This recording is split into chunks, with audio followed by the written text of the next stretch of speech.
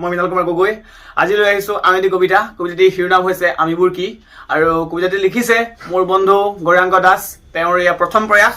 আহক দেৰি নকৰি আমি আমাৰ কবিতাটোলৈ আগবাঢ়ো। ল'ৰাই হওক বা ছোৱালী, এনে লাগে আমি সকলো যেন চাবি দিয়া পুতলা। জীৱনৰ কণ্টকময় বৰ্তৰ মাজেৰে নিজৰ লক্ষ্যস্থানত উপনীত হ'বলৈ লাগি আছে চৌদিশে দৌৰা দৌৰি। সকলো যেন ভোকাটোৰ তৃষ্ণাটোৰ পথভ্ৰষ্ট বাতৰুৱা দৌৰি ফুৰিছে কেৱল নিজৰ সপোনৰ মৰীচিকাখিনি। কিয়নো যদিহে নাপায় সময়মতে নিজৰ জীৱনৰ সন্ধান বিচাৰে, তেনে সাজু আছে তাচ্ছল্য কৰিবলৈ সমাজৰ এচাম পাবত গজা বুদ্ধিজীৱী লোক। লড়কি होने से 21 के बाद शादी, MA BA करके भी क्या फायदा, बस खाना ही पकाएगी। আৰু ল'ৰাবোৰক ক'ব, এই চা শইকীয়াদাৰ ল'ৰাটোৱে ডক্তৰ হ'ল, এইবাৰ ডক্তৰী পাছ কৰিলে, আৰু তহঁতে চাৰিআলি মূৰত আড্ডা মাৰোঁতে দিন যাব আৰু মাৰ খাবি খুলি খুলি। সঁচাকৈ ছোৱালী মানে কি কেৱল বোৱাৰী, আৰু ল'ৰা মানে কি কেৱল চৰকাৰী চাকৰি?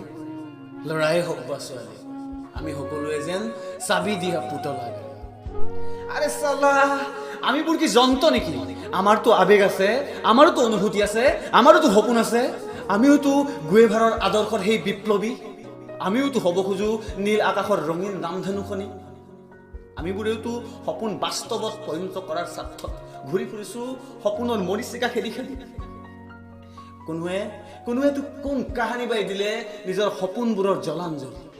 হয়তো কোনোবাই পৰিয়ালৰ স্বাৰ্থত পৰি, হয়তো কোনোবাই জীৱন সংগ্ৰামৰ তাৰণত পৰি, সকলো দিলে জলাঞ্জলি। সঁচাই আমিবোৰ কি চাবি দিয়া পুতলা গাড়ী? কিছুমান ভাৱনাই মোক আপোনাক সকলোকে প্ৰশ্ন সোধেহি আজি। কিন্তু তেতিয়া আপোনাৰ কাষত কোনো নাথাকে সাৰথি। কিন্তু যেতিয়াই আপোনাৰ সুখ বিলাসিতাৰ সময় হ'ব, সকলোৱে হ'ব আপোনাৰ সহভাগী। সঁচাকৈ কৈছোঁ, ল'ৰাই হওক বা ছোৱালী, আমিবোৰ কি চাবি দিয়া পুতলা গাড়ী?